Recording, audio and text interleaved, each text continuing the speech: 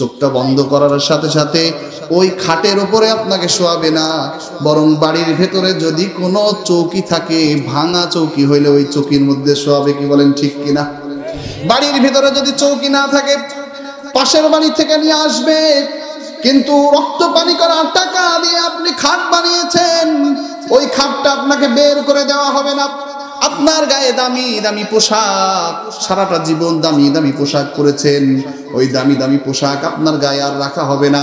সাদা কাফন কিনে, দোকান থেকে সাদা কাফন কিনে আপনাকে পেঁচিয়ে দেওয়া হবে। আপনি সব দেখতে পাবেন, সব বুঝতে পারবেন, হাই রে কেন আমি করছিলাম এত কিছু। এই পরিবারকে চালানোর জন্য, সন্তানকে মানুষ করার জন্য হালাল হারাম বাছি নাই, নামাজ পড়ি নাই, আল্লাহর কথা মানি নাই, রাসূলের তরিকা অনুযায়ী চলি নাই। আজকে আমার চোখটা বন্ধ হয়ে গেল, ঘরের ভেতর থেকে আমাকে বের করে দিয়েছে, ঘরের ভেতর থেকে আমাকে বের করে দিয়েছে। আমার থাকার জন্য খাট দেয় নাই, চৌকি আমাকে দিয়েছে। ওই স্ত্রীকে যদি বলা হয় তোমার স্বামী এতদিন তোমার সাথে ছিল, এখন তো মারা গেছে, রাত্রের বেলা অন্ধকার হয়ে গেছে, সবাই যদি একটু সরে যায়, রাত্রের বেলায় লাশটা শুধু বাড়ির মধ্যে থাকবে, বলেন তো দেখি আপনার এত প্রিয়তমা স্ত্রী আপনার সাথে একা একা থাকবে কিনা? মা সালাকাকুম ফি সাকার قالوا لم نك من المصلين ولم نك نطعم المسكين وكنا نخوض مع الخائضين وكنا نكذب بيوم الدين حتى أتانا اليقين فما تنفعهم شفاعة الشافعين وقال رسول الله صلى الله عليه وسلم إن أحدكم يقيم يصلي إنما يقوم يناجي ربه فلينظر كيف يناجيه أو كما قال عليه الصلاة والسلام وقال تعالى في آية أخرى إن الله وملائكته يصلون على النبي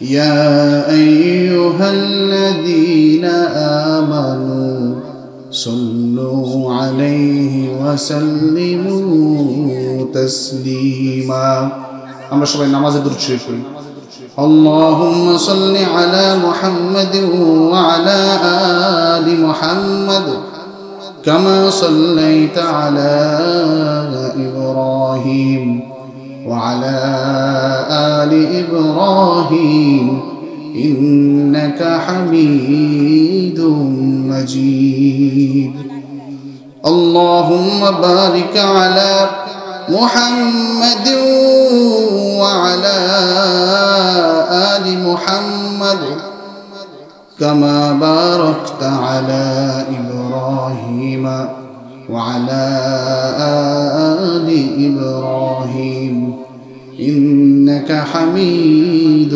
مجيد আমরা সবাই একটু মনটা খুলে একটু আল্লাহকে ডাকি সবাই জিকির করি লা ইলাহা ইল্লাল্লাহ জবানটা খুলে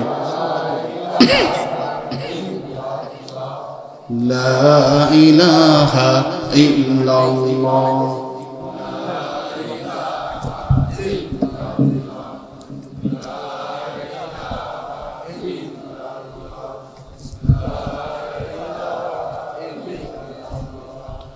لا إله لا إله إلا الله لا إله لا إله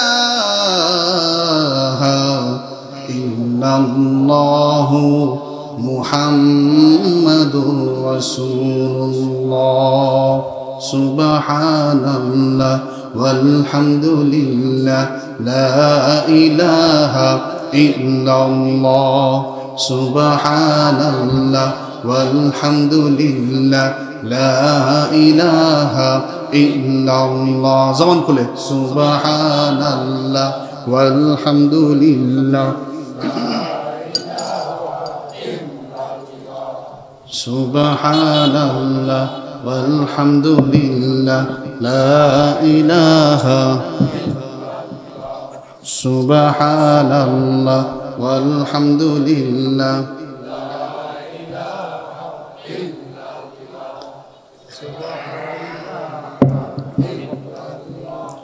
سبحان الله والحمد لله لا إله إلا الله لا إله إلا الله محمد رسول الله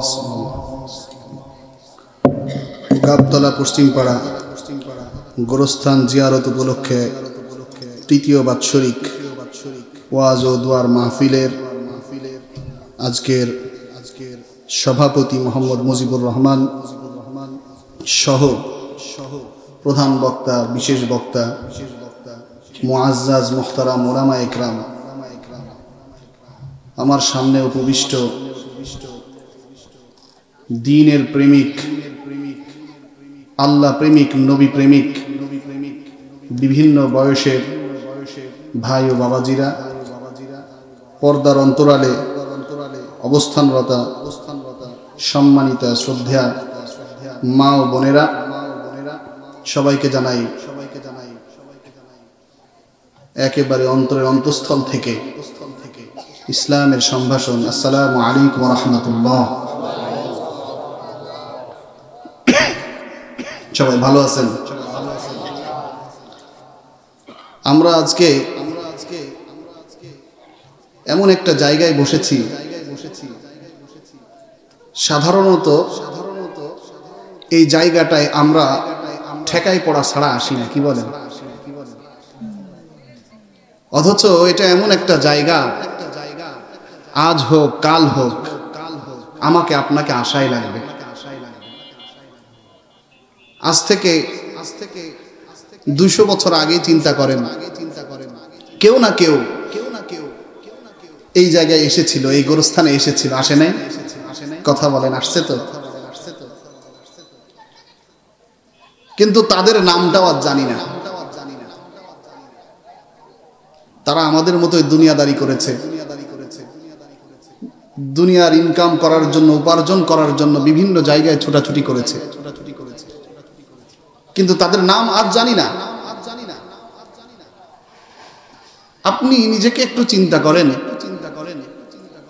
আজ থেকে আপনার 200 বছর পরে, 200 বছরও না, আপনার নাতির ছেলে, এর চেয়ে ছেলে হবে, সেই ছেলে আপনার নাম জানবে না। কথা ঠিক কিনা? যে কয়দিন আমরা বেঁচে আছি, আমার সন্তান, আমার নাতিপুতি বেঁচে আছে, সেই কয়দিন। এর পরবর্তীতে যখন চলে যাব, তখন আমাকে চেনার মতো লোকও আর থাকবে না। এই ক্ষণস্থায়ী জিন্দেগি, ক্ষণস্থায়ী এই একেবারে অল্প সময় আমাদের এই দুনিয়াদারিতে আসা,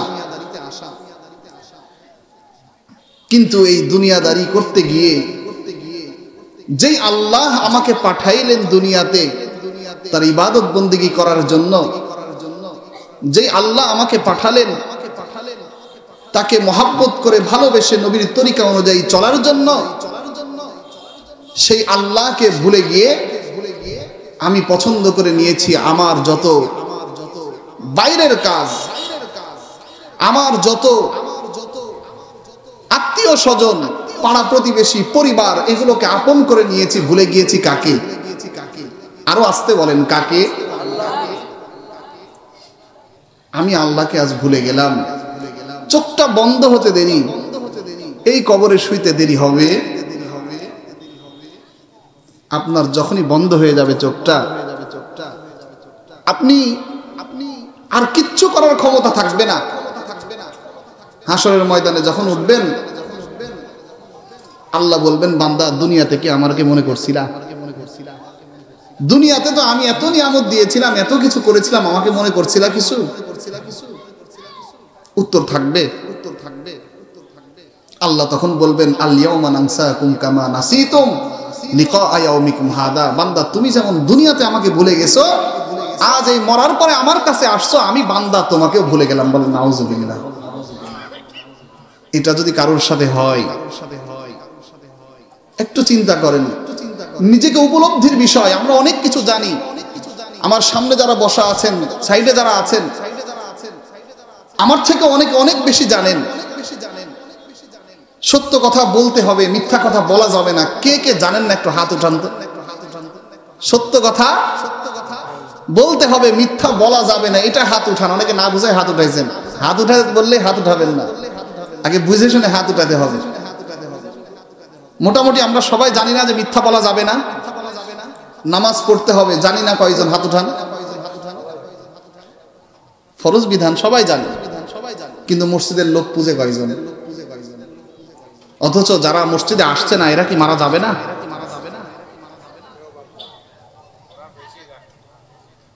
মাচায় বসে বসে চায়ের দোকানে যে এলেম ছাড়ে, যে শিক্ষা, যে দীক্ষার কথা বলে, অনেক বেশি জানে, কিন্তু জাহান্নামীরা যখন জাহান্নামে যাবে, আমি খুতবার মধ্যে আয়াত তেলাওয়াত করেছি, সংক্ষেপে কয়েকটি কথা বলবো, যদি আল্লাহ তাআলা তৌফিক দান করেন। এরপরে আপনাদের কাঙ্ক্ষিত মেহমান ইনশাআল্লাহ কথা বলবেন। এর আগেও অনেক কথা হয়েছে, ওলামা ইকরাম অনেক কথা বলেছেন। এই কথাগুলোর উপর আমল করলে জান্নাতে যাওয়া সহজ। এরপরেও দুয়ার উদ্দেশ্যে, আমার নিজেরও নসিহতের জন্য, আপনাদেরও নসিহত, আল্লাহ তাআলার কাছে দোয়া করি, আল্লাহ যেন উত্তম কথাগুলো বলার তৌফিক দান করেন। সবাই আল্লাহুম্মা আমিন। তো এত এত নিয়ামত, এত এত সব কিছু থাকার পরেও মানুষ যখন জাহান্নামে যাবে, আরেক দল যাবে জান্নাতে। দুই দল হবে কয়টা? আরো জোরে বলেন, কয়টা? আওয়ামী লীগ থাকবে, বিএনপি, জাতীয় পার্টি, ইসলামী শাসনতন্ত্র, কিছুই থাকবে না। দল হবে কয়টা?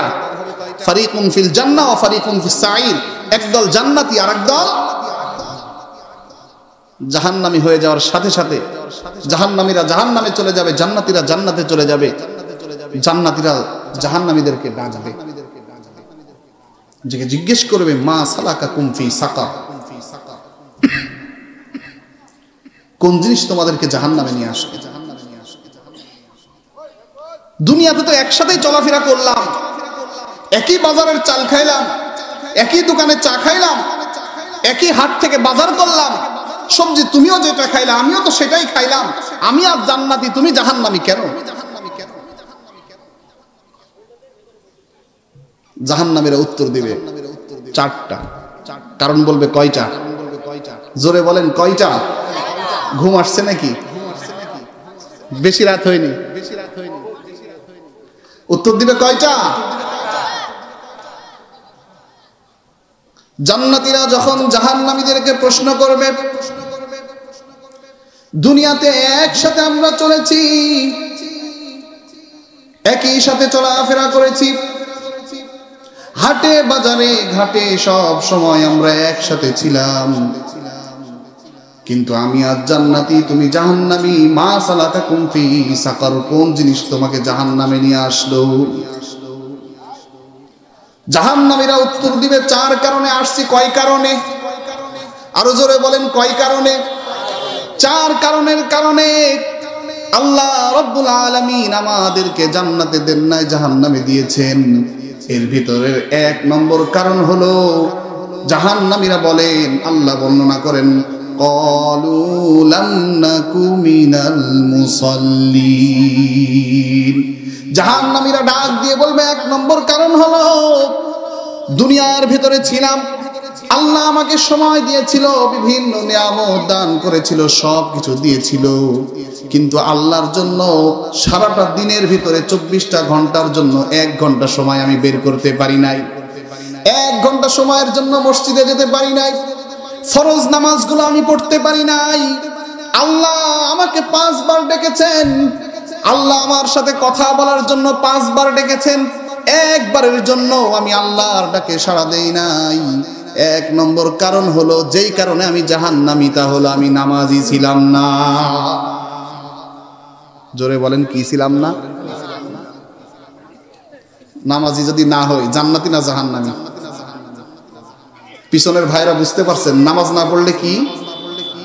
1 নম্বর কারণ, আল্লাহ আপনাকে 24টা ঘন্টা সময় দিল, আপনি নামাজে গেলেন ফজরের নামাজ পড়ার জন্য।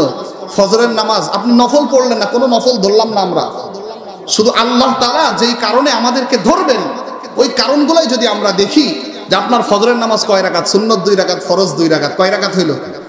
4 রাকাত পড়তে সময় লাগে মোটামুটি 1.5 ঘন্টা, 2 ঘন্টা তো লাগেই। কতক্ষণ? 10 মিনিট, 4 মিনিট লাগে আমাদের যে নামাজ, আমরারই যে নামাজ 1 মিনিটও লাগে না 1 রাকাত শেষ করতে, কি বলেন? তো সেখানে ধরলাম যে সে খুব ধীর স্থির ভাবে পড়লো, 4 রাকাত পড়তে 10 মিনিট, ধরেন 10 মিনিট। যোহরের নামাজ ফরজের আগে 4 রাকাত, ফরজ 4 রাকাত, সুন্নত 2 রাকাত, নফল বাদ দেন, নফল নিজের নিজের, সেটা বুজুর্গ সে যত পড়তে পারে সেটা তো ভিন্ন। যারা আল্লাহ তাআলার মাহবুব তারা কি নফল না পড়ে আসে নাকি? আল্লাহর সাথে সম্পর্ক, এটা তো নামাজে আল্লাহু আকবার। তো ধরেন আমি পড়তেই পারি না, মসজিদে যেতেই পারি না, তো ফরজ 4 রাকাত, ফরজের আগে 4 রাকাত, ফরজের পরে 2 রাকাত সুন্নত, কত হইল? 10 রাকাত। 10 রাকাত পড়তে 10 মিনিট, 15-20 মিনিট ধরি আমরা, তাহলে 20 আর 10 30 মিনিট, আধা ঘন্টা।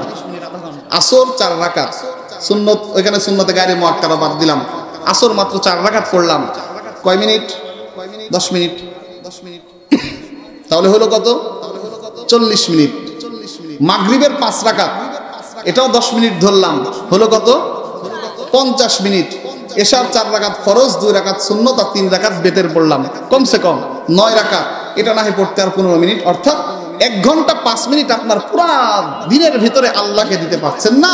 আপনি কিভাবে ভাবলেন মৃত্যুর পরে যখন আপনাকে কবরে শায়িত করা হবে আর কবরে যখন রাখবে তখন বলবে বিসমিল্লাহি আলা মিল্লাতি রাসূলিল্লাহ? দুনিয়ায় আপনি আল্লাহকে চিনলেন না, দুনিয়ায় আপনি রসুলের কথা অনুযায়ী চললেন না, কবরে রাখার সময় বিসমিল্লাহি আলা মিল্লাতি রাসূলিল্লাহ, রসুলের তরিকা অনুযায়ী রেখে গেলাম, রসুলের ধর্ম অনুযায়ী রেখে গেলাম, দিন অনুযায়ী রেখে গেলাম, আর আল্লাহ আপনাকে মাফ করে দিবেন। এটা কি মামার বাড়ির আবদার নাকি? কথা বুঝেন নাই? আল্লাহ রাসূল সাল্লাল্লাহু আলাইহি ওয়াসাল্লাম নামাজের কেমন গুরুত্ব দিয়েছেন, আল্লাহু আকবার। আজান হয়ে গেলে রাসূলুল্লাহ সাল্লাল্লাহু আলাইহি ওয়াসাল্লাম আগে নামাজ, এরপর অন্য কাজ, কি বলেন, ঠিক কিনা? নামাজটা আগে। মৃত্যুর শেষ দিন পর্যন্ত অসুস্থ হয়ে গেছেন, আলী রাদিয়াল্লাহু তাআলা আনহু, ইবনে আব্বাস রাদিয়াল্লাহু তাআলা আনহু কাঁধে ভর দিয়ে পা ছেঁচড়াতে এসে জামাতে শরীক হয়েছেন। হয়েছেন কি হন নাই? সাহাবা ইকরামের দিকে তাকান, কোন সাহাবীদের থেকে আমরা কি বড় বুজুর্গ নাকি ছোট বুজুর্গ? কথা বলতে হবে, কথা বললে মনে হবে যে হ্যাঁ বুঝতে পারছেন। সাহাবা ইকরাম, আমরা যদি রাসূল সাল্লাল্লাহু আলাইহি ওয়াসাল্লামের পরে আপনি যদি কাউকে দেখতে চান, পুরা পৃথিবীর যত আউলিয়া বুজুর্গানে দিন আছেন সবাইকে যদি এক পাল্লাই করা হয়, আর সাহাবা ইকরাম একেবারে ছোট থেকে ছোট কোনো সাহাবীর যে রাস্তা দিয়ে হেঁটে গেছেন ওই রাস্তার ধুলার যে মূল্য, আমাদের সবার এই মূল্য আছে। যেই সাহাবা সম্পর্কে আল্লাহ রাব্বুল আলামিন বলেন রাদিয়াল্লাহু আনহুম ওয়া রাদু আন, কি সাহাবী, আল্লাহ তাদের প্রতি সন্তুষ্ট, সাহাবীরাও তাদের প্রতি সন্তুষ্ট, বলেন না সুবহানাল্লাহ। কি সাহাবী, আমিনু কামা আমানান নাস, ঈমান আনছো, কেমন ঈমান আনবা? ঈমান আনতে হলে যেই নিরিখে সাহাবা ইকরাম ঈমান এনেছে সেই নিরিখে ঈমান নিয়ে আসো, তাহলে কি হবে? ঈমানটা গ্রহণযোগ্য হবে। সাহাবী কেমন সাহাবী? আল্লাহ রাসূল সাল্লাল্লাহু আলাইহি ওয়াসাল্লাম বলেন আসহাবি কান্নুজুম বিআইহিম ইক্তাদাইতুম ইহতাদাইতুম। আমার সাহাবারা হলো আকাশের তারকা তুল্য, যে কোনো একজনকেও যদি তুমি অনুসরণ করো হেদায়েতের উপরে থাকবে। এই হলো সাহাবায়ে ইকরাম। সাহাবায়ে ইকরামের জীবনে নামাজ ছুটে নাই, অথচ আমাদের জামানায় এসে আমরা এত বড় বুজুর্গ হয়ে যাই, শুধুমাত্র জিকির আজগার করি আর মনে মনে ভাবি জীবনে নামাজে যাওয়া লাগবে না, মসজিদে যাওয়া লাগবে না। এরকম লোক আছে না নাই? এজন্য জাহান্নামে যাওয়ার প্রথম কারণটাই হলো লাম নাকু মিনাল মুসাল্লিন, নামাজি ছিলাম না। আল্লাহ রাব্বুল আলামিন প্রথমেই আমাকে ডাকেন, একবার নয়, দুইবার নয়, 5 বার ডাকেন। আল্লাহর রাসূল সাল্লাল্লাহু আলাইহি ওয়াসাল্লাম বলেন, যে ব্যক্তি নামাজে দাঁড়ালো, ইন্না আহাদাকুম ইয়াকুমু ইউসাল্লি, যে ব্যক্তি তোমাদের মধ্যে নামাজে দাঁড়ালো, সে শুধু নামাজে দাঁড়ালো না, ইন্নামা ইয়াকুমু ইউনাজি রাব্বাহ, সে তার আল্লাহর সাথে কথা বলা শুরু করে দিল। আল্লাহর সাথে কথা বলা শুরু করে দিল। ফালয়ানজুর কাইফা ইউনাজি, সে নিজে নিজেই লক্ষ্য রাখুক কিভাবে আল্লাহর সাথে সে নিজে কথা বলবে, কিভাবে আল্লাহর সাথে সে মুআমালা করবে। হাদিসের মধ্যে আসছে, মুসলিম শরীফের হাদিস, বান্দা যখন নামাজে দাঁড়িয়ে যায়, যখন সানা পড়ার পর সূরা ফাতিহা শুরু করে দেয়, আলহামদুলিল্লাহি রাব্বিল আলামিন, সমস্ত প্রশংসা কার? আরো আসতে বলেন কার? আল্লাহ রাব্বুল আলামিন তখন সাথে সাথে উত্তর দিয়ে বলেন, হামিদানি আব্দি, আমার বান্দা আমার প্রশংসা করেছে, বলেন সুবহানাল্লাহ। বান্দা যখন বলে আর রহমানির রহিম, সবচেয়ে দয়ালু করুণাময় বলে যখন আল্লাহকে ডাকে, আল্লাহ তখন উত্তর দেয়, আসনা আলাইয়া আব্দি, আমার বান্দা আমার স্তুতি করেছে, প্রশংসা করেছে, বলেন সুবহানাল্লাহ। মালিক ইয়াউমিদ্দিন, বিচার দিবসের মালিক, প্রতিদান দিবসের মালিক আল্লাহ রাব্বুল আলামিন বলেন, মাজ্জাদানি আব্দি, আমার বান্দা আমাকে সম্মানজনক ডাক দিয়েছে। এরপরে বান্দা যখন বলে ইয়্যাকা না'বুদু ওয়া ইয়্যাকা নাস্তাঈন, আল্লাহ রাব্বুল আলামিন তখন বলেন, হাযা বাইনি ওয়া বাইনা আব্দি, এই অংশটা হলো আমার আর বান্দার মাঝে প্রেমের সম্পর্ক। জোরে বলেন সুবহানাল্লাহ। এতক্ষণ বান্দা আল্লাহর প্রশংসা করলো, আল্লাহ উত্তর দিলেন, আল্লাহ আর বলতেছিলেন, কি চাইবি বান্দা, বল বল আমার কাছে কি চাইবি। বান্দা তখন শুরু করে ইয়্যাকা নাস্তাঈন, আল্লাহ তোমার ইবাদত করি, তোমার পায়ে সেজদা দেই, আর কারো সামনে মাথাটা নত করি। আমরা করি মাথা নত? করা যাবে? যাবে করা? কোন পীরের সামনে, কোন আউলিয়ার সামনে, কোন ব্যক্তির সামনে, কোন বাদশার সামনে মাথা মুসলমান নত করলে করবে কার সামনে? ইয়্যাকা না'বুদু ওয়া ইয়্যাকা নাস্তাঈন, আয় আল্লাহ আমরা তোমার ইবাদত করি, তোমার কাছে সাহায্য চাই। আল্লাহ বলেন, কি সাহায্য চাস বান্দা? ওয়ালি আব্দি মা সাআলা, আমার বান্দা যে সাহায্য চাইবে আমি আল্লাহ রাব্বুল আলামিন সব সাহায্য তাকে করে দিব, বলেন সুবহানাল্লাহ। ইয়্যাকা না'বুদু ওয়া ইয়্যাকা নাস্তাঈন, ইহদিনাস সিরাতাল মুস্তাকিম, আয় আল্লাহ সোজা পথটা আমারে দেখায় দাও। সিরাতাল্লাযীনা আন'আমতা আলাইহিম, আল্লাহ সোজা পথ মানে হলো তুমি যাদেরকে পুরস্কার দান করেছো এই পথ। তবে গায়রিল মাগদুবি আলাইহিম, তাদের পথ না, তাদের পথ না। গায়রিল মাগদুবি আলাইহিম ওয়ালাদ-দাল্লিন, আল্লাহ যে পথে চলেছে যারা, যাদের উপরে তুমি ক্রোধান্বিত, যাদের উপরে তুমি অভিসম্পাদ নাজিল করো, এই পথ আমাদেরকে দেখায়ও না। আল্লাহ কবুল করে নিয়ে বলেন, ওয়ালি আব্দি মা সাআলা, আমার বান্দা যা চেয়েছে আমি আল্লাহ সবগুলোকে কবুল করে নিলাম, বলেন সুবহানাল্লাহ। এজন্য নামাজ পড়লে লাভ আল্লাহর না আমার? আরো জোরে বলেন কার? এজন্য নামাজ পড়তে হবে, নামাজে যেতে হবে। যে আল্লাহ আমাকে এতগুলো সময় দিলেন, সেই আল্লাহর জন্য নামাজ পড়তে কে কে রাজি আছেন একটু হাতখানা দেখা। আল্লাহু আকবার। আল্লাহ আমাদের সবাইকে নামাজ পড়ার তৌফিক দান করেন, সবাই বলি আল্লাহুম্মা আমিন। এখন ভাই সুযোগ আছে, এখন আমি বেঁচে আছি, আমার চোখ আপনাদেরকে দেখছে, আপনি আমাদেরকে দেখছেন, এই হাত আজ আমি নাড়াতে পারছি, একটা সময় এমন হবে আমি চাইলেও উঠবে। যখন ব্যক্তি মারা যায় সব শুনতে পাই, মারা যাওয়ার পরেও শুনতে পায়। আপনি একটু চিন্তা করেন, এখন আপনার হাত উঠছে, পা উঠছে, আপনি যেখানে সেখানে যেতে পারছেন, অনেক সময় আছে। আপনি শুধু চিন্তা করছেন আমি এখনই নামাজে যাব, আমার সন্তানটার বিয়ে দেওয়ার পরে আমি মুখে দাড়ি রাখবো, আমার সন্তানকে বিয়ে দেওয়ার পরে আমার বাড়িটা তোলার পরে এরপরে নামাজে যাব। কিন্তু আজরাইল আপনাকে বাড়ি করা পর্যন্ত সময় দিতে বাধ্য না। হঠাৎ করে আপনার মৃত্যু চলে আসলো, আপনি ইন্তেকাল করলেন।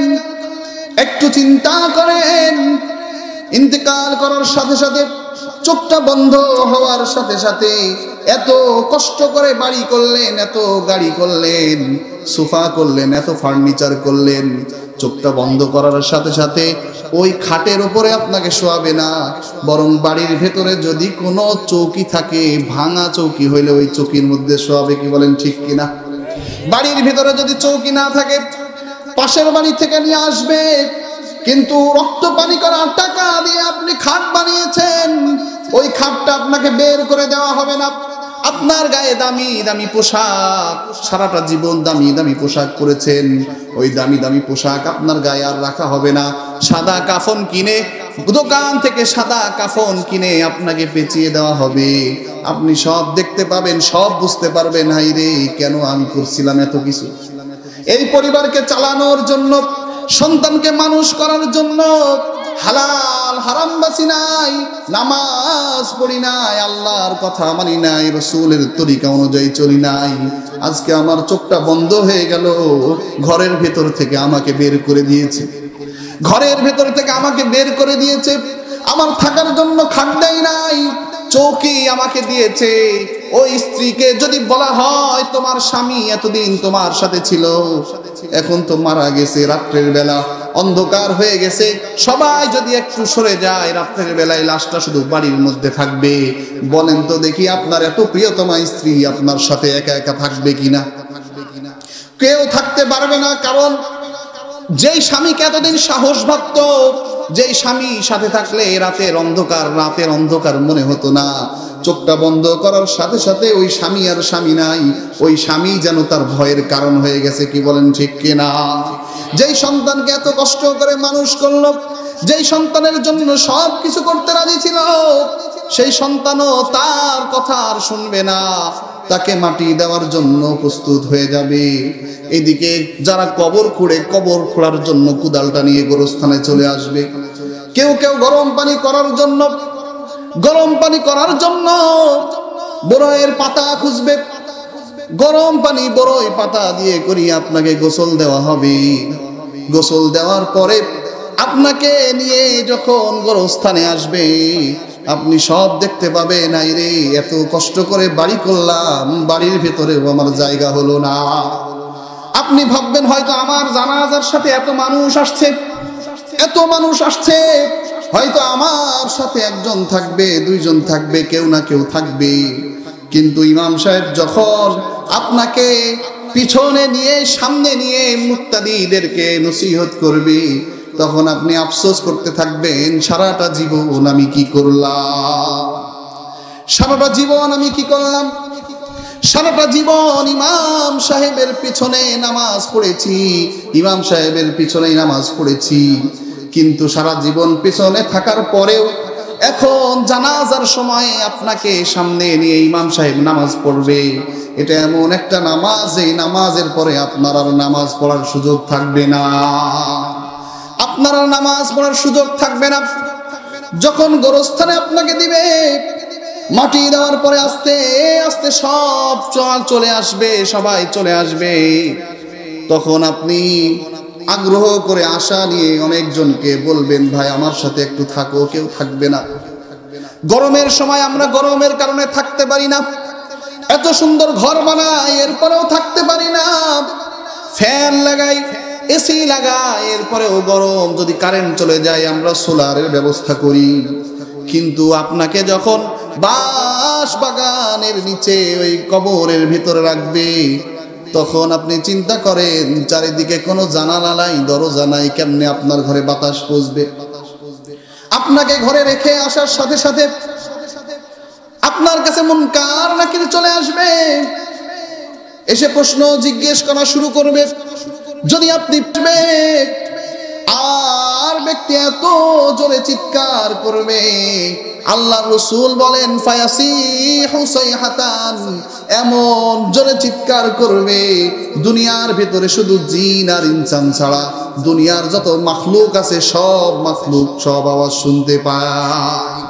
আপনি কবরের ভিতরে চিৎকার করলে গরু আপনার আওয়াজ শুনতে পাবে, ছাগল আপনার আওয়াজ শুনতে পায়, ছোট ছোট পিপিলিকা কবরের আযাবগুলো বুঝতে পারে। এই জন্য ফুকাহা ইকরাম বলেন কবরের আশেপাশে যেন এই যেই কথা বলতে পারেন না যেই মাখলুকগুলো আছে, গরু ছাগল, এগুলো বাঁধবো না। আমি বুঝতে পারছি না, কিন্তু গরু ছাগল হাঁস মুরগিরা ঠিকই বুঝতে পারে। যার কারণে দেখা যায় দেখবেন মাঝে মধ্যে গরু লাফায় উঠে কবরের পাশে বাঁধলে, না জানি ওই সময় আল্লাহ তাআলা কোন কবরে আযাব দিচ্ছেন আমরা বুঝতে পারছি না, কিন্তু গরু ঠিকই, আমি বুঝছি না আযাব হচ্ছে। যদি এই আযাবটা আমি জানতে পারতাম, আল্লাহ কেন শুনতে দেন নাই, আমাদেরকে বুঝতে দেন নাই, কারণ হলো যদি আমরা জানতে পারতাম তাহলে দেখা যাইতো মানুষ ওই আযাবের যে চিৎকার, ওই আযাবের যে ভয়াবহতা, এটা শোনার সাথে সাথে মানুষ স্ট্রোক করে এই কলিজা ফেটে মারা যায়। এখনো তো আমার হাতে সময় আছে, এখনো তো সময় আছে, মৃত্যু তো সহজ না। মারা গেলাম, মারা যাওয়ার পরে না আমাকে সব রেখে আসলো, কিন্তু যখন আমার মৃত্যুটা উপস্থিত হয়ে যাবে, মালাকুল মাউত যখন আমার কাছে উপস্থিত হয়ে যাবে, আমি যদি নেককার না হয়ে থাকি, আমি যদি বদকার হই, তো মালাকুল মাউতকে দেখার সাথে সাথে শরীরের মধ্যে কম্পন সৃষ্টি হয়ে যাবে। আর যদি আপনি বদকার না হন, নেককার হন, তাহলে আপনার জন্য জান্নাতের ফেরেশতারা জান্নাতের সেই কাফন নিয়ে আপনার জন্য অপেক্ষা করতে থাকবে। বলেন সুবহানাল্লাহ। আপনার দৃষ্টিসীমা যতদূর পর্যন্ত যাবে, আপনি যতদূর পর্যন্ত দেখতে পাবেন, ততদূর পর্যন্ত ফেরেশতারা বসে থাকবে আপনাকে স্বাগত জানানোর জন্য। আর মালাকুল মাউত এসে মাথার কাছে বসবে, মাথার কাছে মালাকুল মাউত এসে বলবে, ইয়া আইয়াতুহান নাফসুল মুতমাইন্না, ও প্রশান্ত হৃদয়, ইরজিই ইলা রাব্বিকি রাদিয়াতাম মারদিয়া, আসো আসো তোমার রবের দিকে সন্তুষ্ট চিত্তে বের হয়ে আসো, যেই রব তোমার উপরে সন্তুষ্ট। বের হয়ে আসবা, ফাদখুলি ফি ইবাদি ওয়াদখুলি জান্নাতি, বের হয়ে আসবে আর জান্নাতে প্রবেশ করবে। ওই মুমিন ব্যক্তির জানটা খুব সহজে বের হয়ে যাবে। আল্লাহর রাসূল বলেন কলসি থেকে পানি যেমন সহজে পড়ে, মুমিন ব্যক্তির জানটা এরকম সহজভাবে বের হয়ে যাবে। বলেন আল্লাহু আকবার। জান বের হওয়ার সাথে সাথে মালাকুল মাউতের হাত থেকে জান্নাতের অন্যান্য ফেরেশতারা রূহটা নিয়ে নিবে, রূহটা নিয়ে জান্নাতের কাপড়ের ভিতরে পেঁচায় নিবে, পেঁচিয়ে নিয়ে উপরে উঠতে থাকবে। তার সুগন্ধ মেশকা আম্বরের মতো ছড়িয়ে যাবে। দুনিয়ার ফেরেশতা যত আছে সবার নাকে চলে যাবে, কে ভাই এত সুন্দর ব্যক্তি, এত উত্তম ব্যক্তি কে হলো? ওই ফেরেশতারা তখন দুনিয়ার সবচেয়ে সুন্দর নামটা বলবে, যেই নামে আপনাকে ডাকা হতো, সুন্দর নামটা বলবে অমুকের ছেলে অমুকের লাশ এটা, অমুকের ছেলে অমুকের রূহ এটা। ওই দুনিয়ার যত ফেরেশতারা আছে ওই ফেরেশতারা আপনাকে প্রথম আসমান পর্যন্ত বিদায় দিয়ে আসবে। প্রথম আসমানে যাওয়ার পরে প্রথম আসমানে যখন দরজা খোলার জন্য বলা হবে, প্রথম আসমানের ফেরেশতারা বলবে কার রূহ নিয়ে এসেছো? যখন নাম বলা হবে সাথে সাথে আসমানের দরজাটা খুলে দেওয়া হবে, আসমানের দরজাটা খুলে দেওয়া হবে, উঠে যাবে। দ্বিতীয় আসমানের ফেরেশতারাও আপনাকে বিদায় দিয়ে আসবে তৃতীয় আসমানে। এইভাবে যখন সপ্তম আসমান পার হয়ে যাবে, আল্লাহ রাব্বুল আলামিন তখন বলবেন এই রূহটা ইল্লিয়িনের নামটা লিখে নাও, আর এর রূহটা তার দেহের ভিতরে ফিরায় দাও। মুনকার নাকির আসবে, আর প্রশ্ন করবে মার রব্বুকা, তোমার রব কে? জোরে বলেন না কে? আমাদের রব কে? ওমা দীনুকা, তোমার দিন কি? ওমান নাবিয়ুকা, তোমার নবী কে? ওই মুমিন ব্যক্তির রূহ যখন দেহের মধ্যে আসবে, মুনকার নাকিরের সব প্রশ্নগুলোর যখন উত্তর দিবে, আল্লাহ রাব্বুল আলামিন গায়েব থেকে বলবেন সাদাকানি আব্দি, আমার বান্দা সত্য বলেছে, যাও যাও ওর জন্য জান্নাতের সব বিছানা বিছায় দাও। বলেন সুবহানাল্লাহ। আর যখন খারাপ মানুষ মারা যাবে, জাহান্নামের থেকে একেবারে পচা বস্তার মতো একে দুর্গন্ধযুক্ত কাপড় নিয়ে আপনার জন্য অপেক্ষা করবে। মালাকুল মাউত মাথার কাছে এসে বলবে উখরুজি আইয়াতুল খাবিসা উখরুজি, এই রূহ, খারাপ রূহ, তুমি বের হয়ে আসো ইলা গযাবিল্লাহ, আল্লাহর গজবের দিকে। রূহ তখন ভয়ে শরীরের মধ্যে ছটফট ছটফট করা শুরু করে দিবে। আস্তে আস্তে আজরাইল আলাইহিস সালাতু ওয়াস সালাম, মালাকুল মাউত যখন পায়ের দিক থেকে ধরবে, ধরতে ধরতে একদিক থেকে অবশ হবে, টানা হেচড়া করে ওই রূহটাকে বের করবে। হাদিসের মধ্যে আসছেন ওই কাফের ব্যক্তি, ওই মুশরিক ব্যক্তি, ওই গুনাহগার ব্যক্তির জানটা কেমনে কবজ করা হবে? একটা লোহা যদি ভেজা পশমের ভিতরে চুবানো হয়, আর ভেজা পশম থেকে যখন লোহাটা তোলা হবে, ওই লোহার গায়ে যেমনি ভাবে ওই পশমগুলো লেগে থাকবে, উলগুলো লেগে থাকবে, ওইটা খুঁটে খুঁটে যেমনি ভাবে বের করা হয়, ওই রকম গুনাহগারের জানটা ওই রকম কষ্ট করে বের করা হবে। জানটা বের করার সাথে সাথে জাহান্নামের ফেরেশতারা পচা দুর্গন্ধযুক্ত ওই কাপড় দিয়ে পেঁচিয়ে দিবে। যখন উঠতে থাকবে আর দুর্গন্ধটা পুরা দুনিয়ার ভিতরে ছড়িয়ে যেতে থাকবে, দুর্গন্ধ পুরা এলাকার ভিতরে ছড়িয়ে যাবে। ফেরেশতারা দুর্গন্ধে টিকতে পারবে না, জিজ্ঞেস করবে এই লাশটা কার, এই রূহটা কার? ফেরেশতারা উত্তর দিবে অমুকের বেটা অমুক। দুনিয়ার ভিতরে সবচেয়ে খারাপ নাম যে নামে আপনাকে ডাকা হতো, ওই নামটা ধরে ফেরেশতারা বলবে এই রূহটা হলো অমুক খারাপ ব্যক্তি। আস্তে আস্তে আসমানে উঠতে উঠতে প্রথম আসমানে চলে গেলেন। গন্ধ শুকে প্রথম আসমানের দরজা খোলা হবে না। আল্লাহ রাব্বুল আলামিন বলবে ওই বান্দার লাশ আর ওই বান্দার রূহটা তুলিস না, যা যা ওই রূহটা সিজ্জিন নামক জেলখানার ভিতরে ওই বান্দার নামটা লিখে রাখ, ওই বান্দার নাম লিখে রাখ। বান্দার নাম লিখে রাখার পর রূহ যখন দেহের মধ্যে দেয়া হবে, মুনকার নাকির এসে যখন প্রশ্ন করবে বলো মার রব্বুকা, তোমার রব কে? দুনিয়ার ভিতরে আমরা সবাই জানি, কিন্তু আমল যদি না করে যায় আখিরাতে কিছু বলতে পারবো না। মার রব্বুকা, তোমার রব কি কে? মৃত ব্যক্তি বলবে হা হা লা আদরি, জানি না, আফসোস আমি জানি না। মান নাবিয়ুকা ওয়া মা দীনুকা, একটা প্রশ্নের উত্তর বলতে পারবে না। আল্লাহ রাব্বুল আলামিন বলবেন কাযাবানি আব্দি, আমার বান্দা আমাকে মিথ্যা প্রতিপন্ন করছে, যাও যাও ওর জন্য জাহান্নামের সব কিছু রেডি করে দাও। কবরের ভিতর থেকে আপনার শুরু হয়ে যাবে।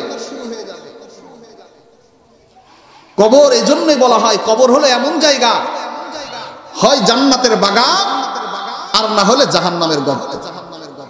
রাউযাতুম মিন রিয়াজিল জান্নাহ, জান্নাতের একটা বাগান, আও হুফরাতুম মিন হুফারিন নার, অথবা জাহান্নামের একটা গর্ত।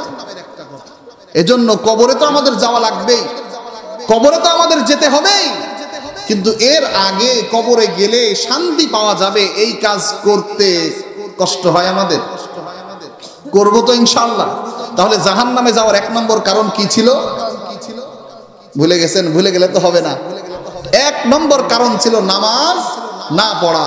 ক্বালু লাম নাকু মিনাল মুসাল্লিন, তাদের প্রথম কথাটাই হলো আমরা নামাজি।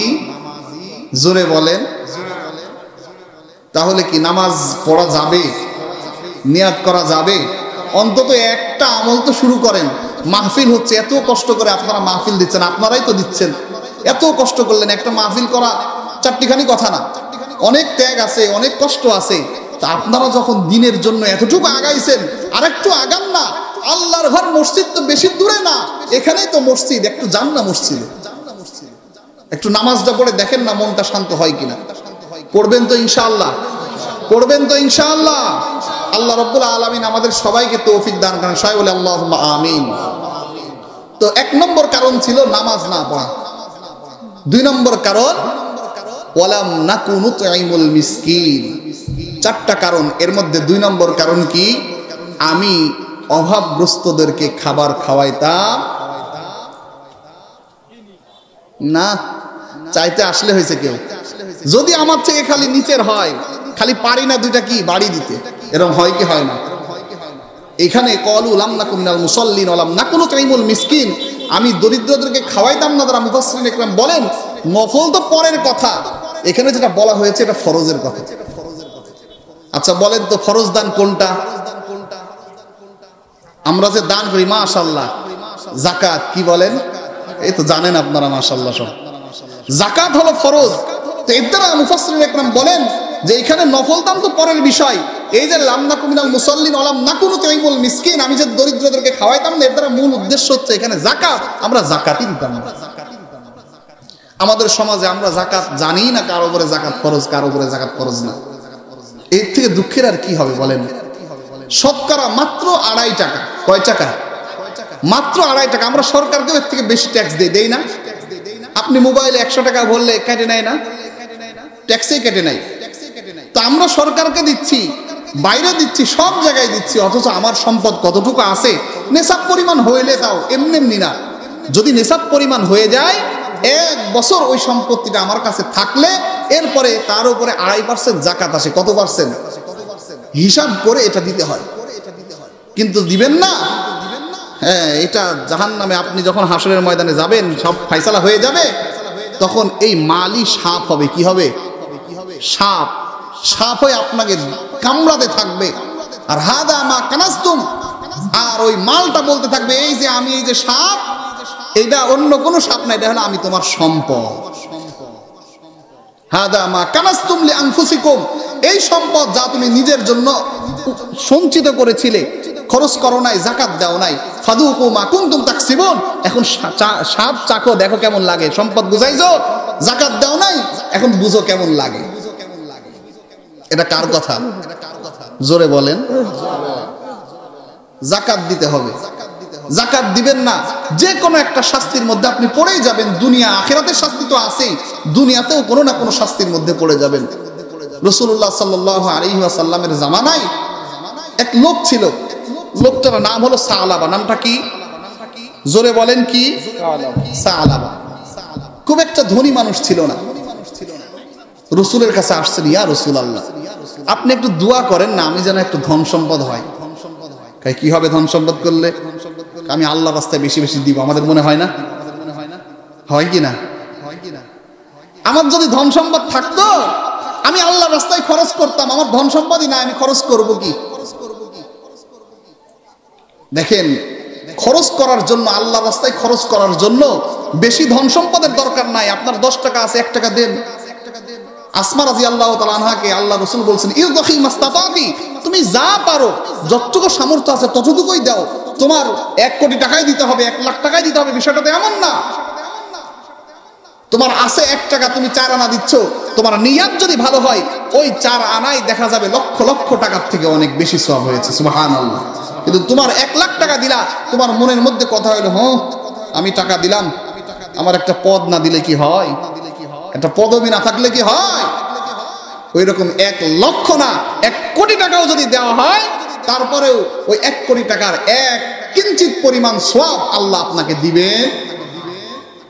এজন্য যতটুকু আছে আপনি দিবেন, এটা তো নফল দান।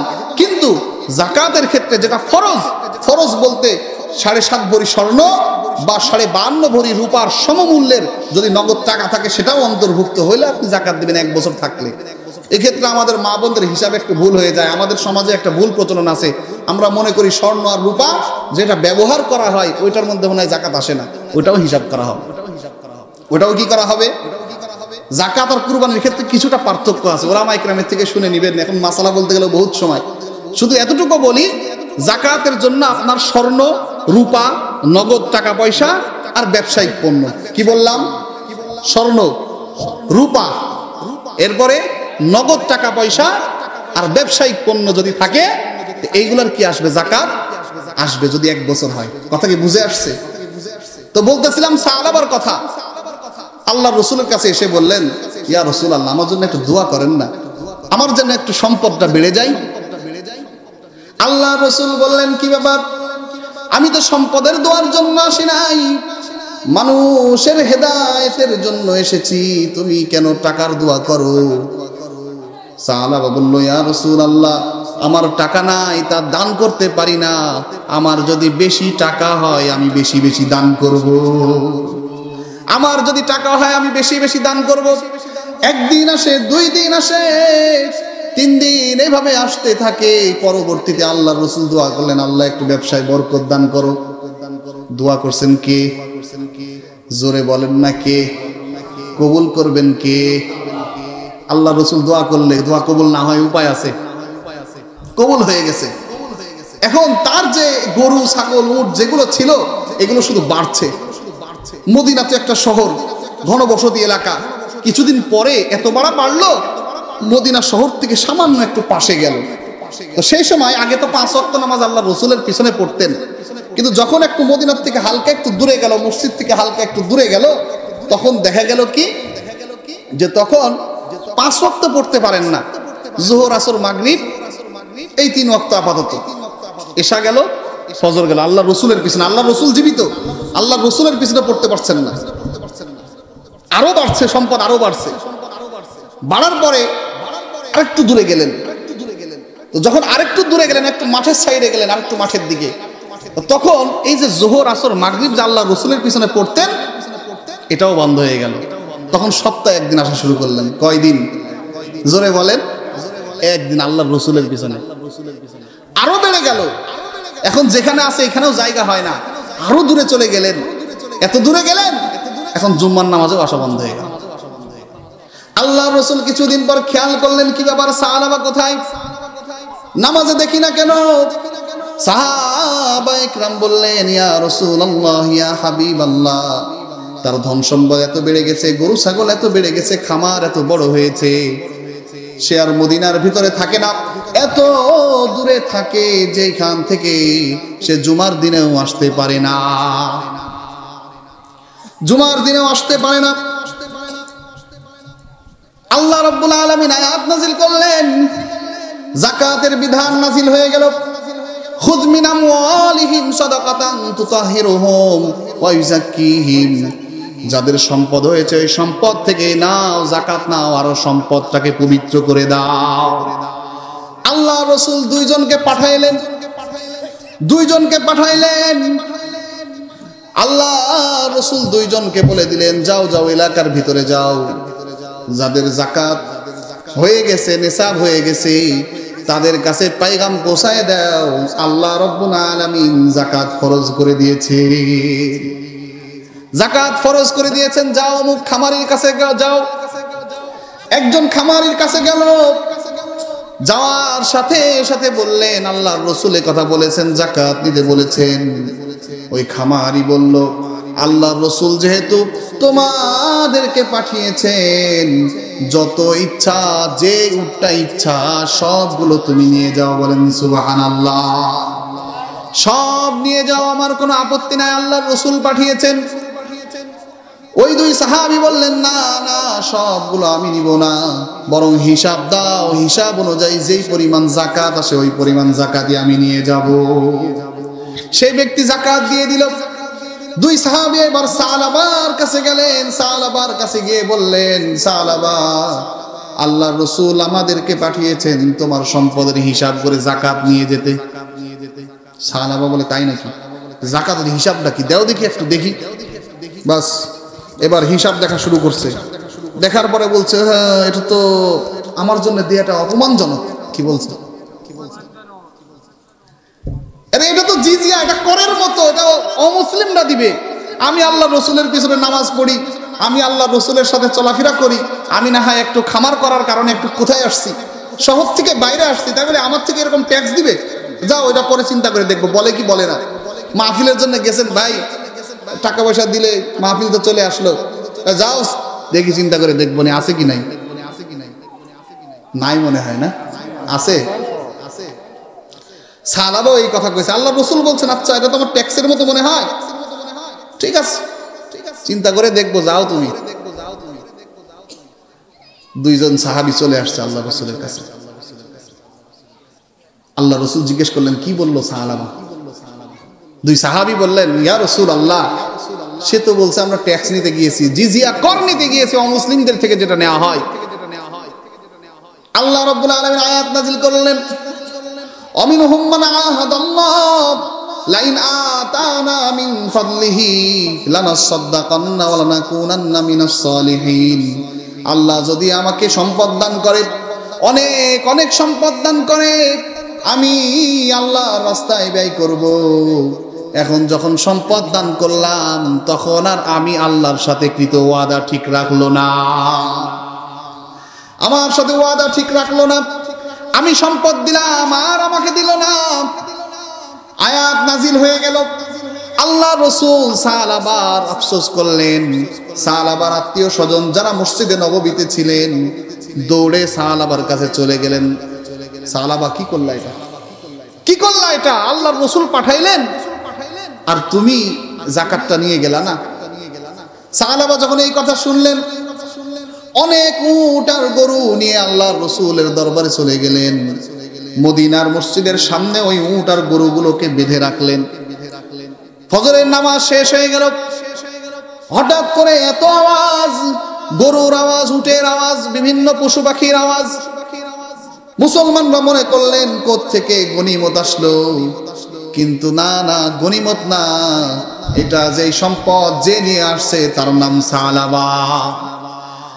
আল্লাহ রাসূলের কাছে এসে বললেন ইয়া রাসূলুল্লাহ, ইয়া হাবিবাল্লাহ, আমি ওই ট্যাক্সের মতো জিজিয়ার মতো বলি নাই, আমি শুধু একটু ভেবে দেখছিলাম যে আমার সম্পদ কতটুকু আর আমি দিব কতটুকু, এই কারণে আমি পাঠাতে পারি নাই।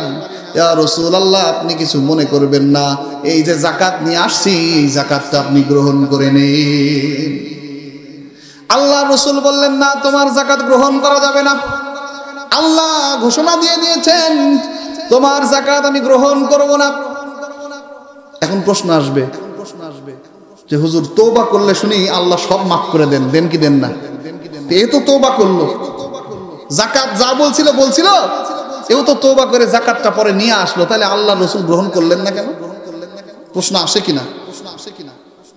আসে, প্রশ্ন ঠিকই আসে, কিন্তু বিষয় হলো আপনি যদি লৌকিকতা, লোক দেখানোর উদ্দেশ্যে আল্লাহর রাসূল রাগ করছে এই উদ্দেশ্যে যদি শুধু বলেন আর এই উদ্দেশ্যে যদি যাকাত দিতে যান, তাহলে আল্লাহ রাসূল কবুল করবেন নাকি? করবেন নাকি? লিল্লাহি তাকবীর, লিল্লাহি তাকবীর, নারায়ে তাকবীর, নারায়ে তাকবীর। প্রধান বক্তার আগমন, প্রধান বক্তার আগমন নিলেন না কেন? কারণ সে তো ইখলাসের সাথে দান করতে আসে নাই, সে আল্লাহকে খুশি করার জন্য আসে নাই, সে আসছে আল্লাহর রাসূল ওই যে বলছিলেন যে এর থেকে নেওয়া যাবে না, দুঃখ প্রকাশ করছিলেন, এই কারণে মানুষ দেখানোর জন্য সে এই ছাগল আর গরু নিয়ে আসছিল। আল্লাহর রাসূল চলে গেলেন, আবু বকরের জামানায় আসলেন। আবু বকর রাদিয়াল্লাহু আনহু বললেন রাসূল যেখানে গ্রহণ করেন নাই আমি কিভাবে গ্রহণ করব? ওমরের জামানায় আসলেন, গ্রহণ করা হলো না। ওসমানের জামানায় আসলেন, গ্রহণ করলেন না। এইভাবে সাহাবা ইন্তেকাল হয়ে গেল। তাহলে কি খুব ভালো মৃত্যু হলো? খুব ভালো মৃত্যু হলো। এজন্য যাকাত যাদের আমাদের উপরে ফরজ হয়েছে আমরা দেওয়ার চেষ্টা করব তো ইনশাআল্লাহ। তাহলে জাহান্নামে যাওয়ার 2 নম্বর কারণ কি ছিল? ওয়ালাম নাকুনু তুইমুল মিসকিন। হুজুর চলে আসছেন, আমি শুধু সংক্ষেপে তরজমাটা বলে দেই। 3 নম্বর কারণ জাহান্নামে যাওয়ার, জাহান্নামীরা উত্তর দিবে, দিচ্ছে কারা উত্তর? জাহান্নামীরা নিজে। 3 নম্বর কারণ হলো ওয়াকুন্না নাখুদু মাআল খাইদিন, যে আমরা ইসলামের বিভিন্ন হুকুম আহকাম নিয়ে, বিভিন্ন বিধান নিয়ে সমালোচনা করতাম। কি করতাম? কি নিয়ে? ইসলামের বিভিন্ন বিধান নিয়ে সমালোচনা করতাম। ইসলাম একটা বলছে, আমার এটা পছন্দ হয় না, আমার এটা মন মতো হলো না। বিভিন্ন ঠাট্টা উপহাস করতাম। মানুষ রোজা রাখছে, বাড়িতে কি খাবার কম পড়ে গেছে নাকি? বলে কি বলে না? বাড়িতে কি খাবার কম পড়ে গেছে, রোজা রাখবো? ভাই একটা কথা পায়ে হাত দিয়ে বলে যাই, আপনি ইসলামের যে বিধিবিধান আছে যতটুকু পারেন মানেন, যদি না পারেন না মানেন, কিন্তু কখনো এই কথা এই ইসলামের কোনো বিধান নিয়ে কখনো কটূক্তি, কখনো সমালোচনা, কখনো এগুলো করেন না। ঈমানই থাকবে না। আপনি হুকুম না মানতে পারলে ফাসেক হবেন, কিন্তু আপনি যদি ইসলামের কোনো বিধান নিয়ে কটূক্তি করেন, সমালোচনা করেন, তাহলে আপনি মুরতাদ হয়ে যাবেন। এজন্য চেষ্টা করবো তো ইনশাআল্লাহ মেনে চলার। 4 নম্বর কারণ হলো ওয়াকুন্না নুকাদ্দিবু বিয়াউমিদ্দিন, আমরা দিনকে মিথ্যা প্রতিপন্ন করতাম, দিনকে মিথ্যা মনে করতাম, বিচার দিবসকে মিথ্যা মনে করতাম। হাত্তা আতানাল ইয়াকিন, এই অবস্থায় আমাদের মৃত্যু চলে আসে। আর এই অবস্থায় যদি মৃত্যু চলে আসে, ফামা তানফাউহুম শাফাআতুশ শাফিঈন, কোন সুপারিশকারী সুপারিশ আল্লাহ আমার আর গ্রহণ করবেন না। এজন্য এতক্ষণ পর্যন্ত যে টুটাফাটা কথাগুলো বললাম, আল্লাহ রাব্বুল আলামিনের কাছে দোয়া করি আল্লাহ যেন আমাকেও আমল করার তৌফিক দান করেন, আপনাদের সবাইকে আমল করার তৌফিক দান করেন। সবাই বলি আল্লাহুম্মা আমিন।